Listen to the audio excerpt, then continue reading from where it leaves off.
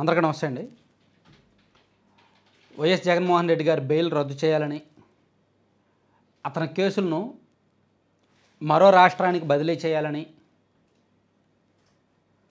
అలాగే అతని కేసుల విచారణ వేగవంతం చేయాలని, సో ఇవన్నీ దీని మేరకు ఆదేశాలు ఇవ్వాలని కోరుతూ రఘురామకృష్ణరాజు గారు సుప్రీంకోర్టులో ఎప్పుడో పిటిషన్ వేశారు. ఆ పిటిషన్ ఈరోజు క్లైమాక్స్కి వచ్చింది. ఈరోజు తుది తీర్పు వచ్చింది. అది జగన్మోహన్ రెడ్డి గారికి అనుకూలంగానే వచ్చింది. జగన్మోహన్ రెడ్డి గారు కోరుకుంటున్నట్టే వచ్చింది. రఘురామకృష్ణరాజు గారికి వ్యతిరేక తీర్పు వచ్చింది. సో జగన్మోహన్ రెడ్డి గారి బెయిల్ రద్దు చేయడానికి, ఆయన్ను మళ్ళీ జైలుకు పంపించడానికి రఘురామకృష్ణరాజు గారు చేసిన న్యాయ పోరాటం ఫలించలేదు అని చెప్పుకోవచ్చు.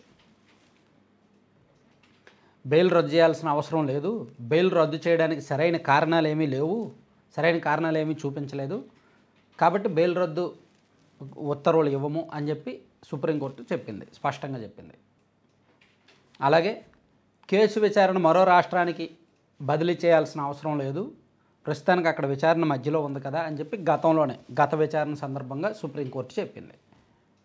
అలాగే కేసు విచారణ వేగవంతం చేయాలనే దీని మీద ఆల్రెడీ ప్రజాప్రతినిధులు, నేరారోపణలు ఎదుర్కొంటున్న ప్రజాప్రతినిధుల కేసులను త్వరగా విచారణ చేపట్టాలని ఆల్రెడీ అన్ని రాష్ట్రాల హైకోర్టులకు ఆదేశాలు ఇచ్చాము.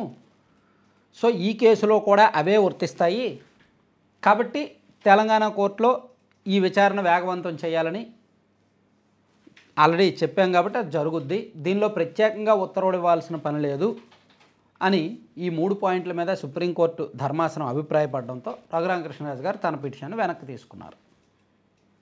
ఒకవేళ ఆయన వెనక్కి తీసుకోకపోయినా కోర్టు ఆ పిటిషన్లను తోసిపుచ్చేది, డిస్మిస్ చేసేది. అంతవరకు ఎందుకని పిటిషనర్ తరపు న్యాయవాది మా పిటిషన్లు ఉపసంహరించుకుంటున్నామని చెప్పి వెనక్కి తీసుకున్నారు. సో అంతిమంగా జగన్మోహన్ రెడ్డి గారు బెయిల్ రద్దు అవ్వలేదు. ఆయన కేసులు విచారణ వేగవంతం అవ్వడానికి కూడా సుప్రీంకోర్టు ఏమీ స్ట్రిక్ట్ ఆదేశాలు ఇవ్వలేదు. అలాగే మరో రాష్ట్రానికి కూడా బదిలీ అవ్వలేదు. సో ఓవరాల్గా దీని ద్వారా మనకు తెలిసింది ఏంటంటే, ఈ 12 ఏళ్ళు ఆయన బెయిల్ మీద ఎలాగైతే ఉన్నారో ఇంకా సుదీర్ఘకాలం అలాగే బెయిల్ మీద బయట ఉంటారు. బహుశా దేశానికి, దేశ న్యాయ వ్యవస్థకు, దేశంలో వ్యవస్థల పనితీరుకు ఈ కేసు ఒక ఉదాహరణ. దాదాపుగా 43,000 కోట్ల అవినీతి చేశారు అని సిబిఐ నిర్ధారించింది. ఛార్జ్ షీట్లు కూడా వేసింది. ఇది నేను చెప్తున్నది కాదు, లేదా ఇంకెవరో చెప్తున్నది కాదు. సిబిఐయే ఛార్జ్ షీట్లు వేసింది 43,000 కోట్ల మేరకు అవినీతి జరిగింది అని. దానికి సంబంధించి కొన్ని ప్రాథమిక ఆధారాలు సేకరించి చాలా ఆస్తులను అటాచ్ చేశారు కూడా. సో నేరాన్ని నిర్ధారించిన తర్వాత బెయిల్ ఇచ్చినప్పుడు ఆ బెయిల్ మీద ఎంతకాలం వర్తిస్తుంది, ఆ బెయిల్ ఎంతకాలం వర్తిస్తుంది? లైఫ్ టైం బెయిలా లేదా నిర్దిష్ట కాలపరిమితి ఉంటుందా అనేది న్యాయ వ్యవస్థ ఒకసారి ఆలోచించాలి. న్యాయ వ్యవస్థ పరిధిలో పెద్దల స్థాయిలోనే నిర్ణయం తీసుకోవాలి.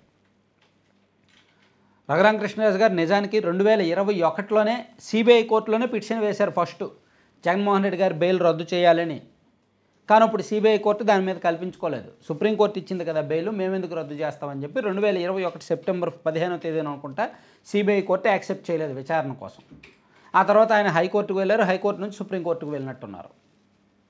సుప్రీంకోర్టులో సుదీర్ఘకాలం విచారణ జరిగింది, ఏడాదికి పైగా విచారణ జరిగింది అనుకుంటున్నాను నేను. చివరికి వ్యతిరేక తీర్పే, అంటే జగన్మోహన్ రెడ్డి గారికి అనుకూల తీర్పే వచ్చింది. సో ఇప్పుడు దేశవ్యాప్తంగా చాలామంది ఈ కేసులను పరిశీలిస్తున్నారు, చూస్తున్నారు అసలు సుప్రీంకోర్టు ఏం తీర్పిస్తుందా అని. ఎందుకంటే ఇంత సుదీర్ఘకాలం బెయిల్ మీద బయట ఉండొచ్చా, ఇంత వేల కోట్ల అవినీతి జరిగినా, అవినీతి చేసినట్టు ఆధారాలు ఉన్నా, వన్స్ కోర్టు నుంచి బెయిల్ వచ్చేస్తే ఇంకా మళ్ళీ కోర్టుకు వెళ్ళాల్సిన పని లేదా, జైలుకు వెళ్ళాల్సిన పని లేదా, అది పర్మనెంట్గానే ఉండిపోద్దా, ఎవరు కోర్టుల్లో పిటిషన్ వేసినా కోర్టులు అంత సీరియస్గా పరిగణించవా అనే కొత్త అనుమానాలు ఈ కేసుల ద్వారా వెల్లడైందనమాట. అయితే ఇదంతా కూడా దేశంలోనూ రాష్ట్రంలోనూ అందరూ పరిశీలిస్తున్నదే. సో మేబీ రఘురామకృష్ణరాజు గారు ఇక్కడితో ఆపేస్తారా తన న్యాయ పోరాటాన్ని, లేదు హైకోర్టులో మళ్ళీ ఫ్రెష్గా పిటిషన్ ఏమైనా దాఖలు చేస్తారా అనేది చూడాలి. ఎందుకంటే సుప్రీంకోర్టు ఏమో అందరికీ వర్తించినట్టే ఈయనకు వర్తిస్తాయని స్పెషల్ ఆదేశాలు ఇవ్వలేమో అని చెప్పింది. సో ఇప్పుడు ఈయన హైకోర్టులో పిటిషన్ వేసి మీరు కేసు విచారణ త్వరగా పూర్తి చేయాలి, ఇప్పటికే లేట్ అయిందే అని ఏమైనా అడుగుతారేమో. సో ఈ కేసులో నెక్స్ట్ రఘురామకృష్ణరాజు గారి నెక్స్ట్ స్టెప్ ఎలా ఉంటుందనేది చూడాల్సి ఉంది. ప్రస్తుతానికైతే జగన్మోహన్ రెడ్డి గారు సేఫ్.